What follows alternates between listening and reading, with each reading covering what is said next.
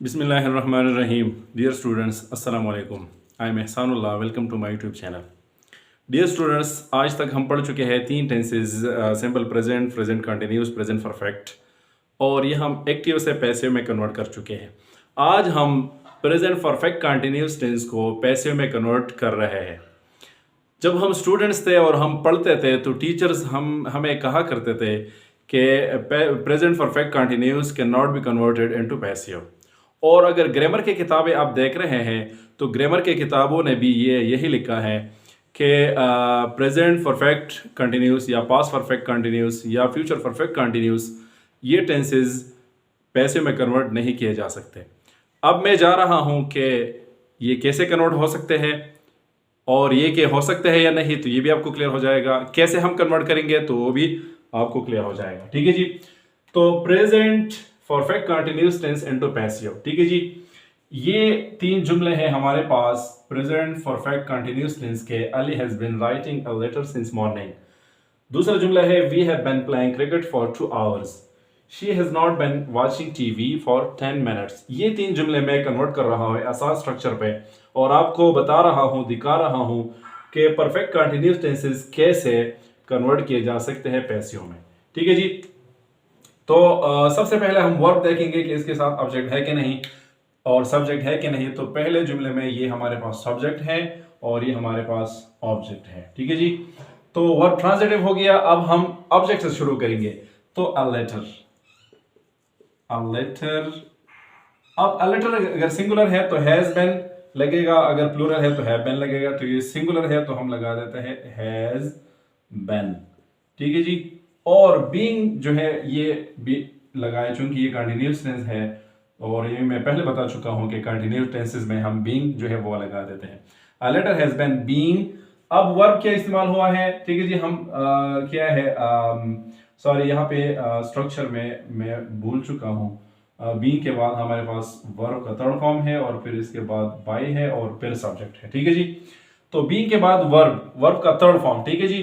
तो वर्ब का third form हमारे पास राइटिंग से हो जाएगा रिटन। ठीक है जी।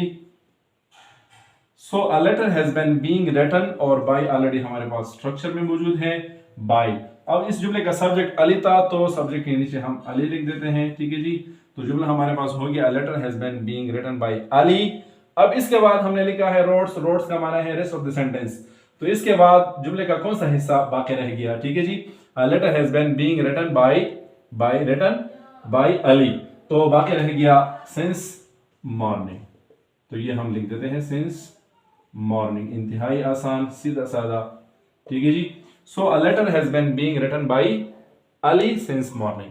दूसरा जुमला है, ये इसमें वर्ब प्ले है, ये इसके के पास ऑब्जेक्ट है, ये सब्जेक्ट है।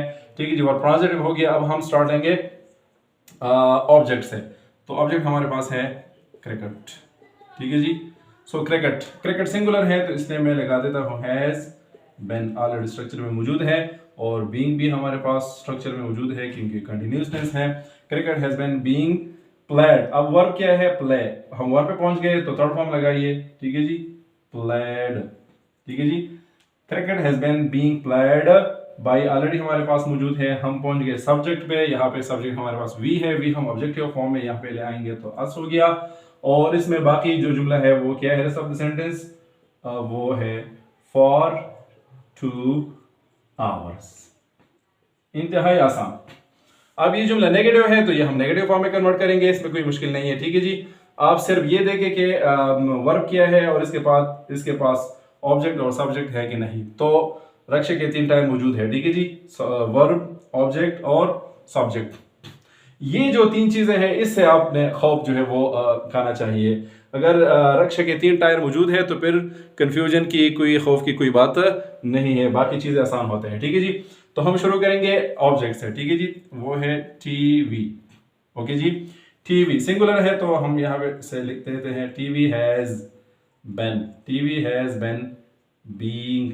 ठीक है जी। TV has been being. ठीक है जी। बीइंग। अब वर्ब का थर्ड फॉर्म तो वॉच है, वॉच से हम थर्ड फॉर्म उठाएंगे। TV has been being watched.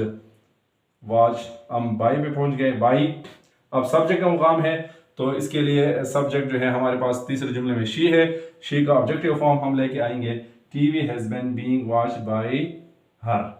अब जो जुमले का बाकी हिस्सा रह चुका है वो बाद में लगा लें, रेस्ट ऑफ द सेंटेंस है तो वो बाकी जुमला हमारे पास है फॉर 10 मिनट्स। ठीक है जी, TV has been being watched by her for 10 minutes. तो देखिए स्टूडेंट्स, आपने देख लिया कि प्रेजेंट परफेक्ट कंटिन्यूअस टेंस के जुमले हमने कैसे पैसे में कन्वर्ट कर दे, हमने कैसे पैसे में कन्वर्ट कर दिए। ये तो क्लियर हो गया कि पैसे में कन्वर्ट हो रहे हैं और हमने करके दिखाया। तो फिर जो टीचर्स हमें कहा करते थे और जो ग्रामर की किताबों ने लिखा है कि ये कन्वर्ट नहीं हो सकते, इसका क्या मतलब है? तो सीधा साधा इसका मतलब ये है कि परफेक्ट कंटिन्यूअस टेंसेस जो है वो पैसे में कन्वर्ट तो हो सकते हैं, लेकिन ये आम बोलचाल में और आम कन्वर्सेशन में ये आम नहीं है, कम है, बहुत कम है, न होने के बराबर है तकरीबन। तो इसलिए जो ग्रामर की किताबें हैं वो लिख देते हैं कि ये कन्वर्ट नहीं हो सकते। कन्वर्ट हो सकते हैं लेकिन ये आम नहीं है, कॉमन नहीं है, इसलिए हम कहते हैं कि ये कन्वर्ट नहीं हो सकते। लेकिन कन्वर्ट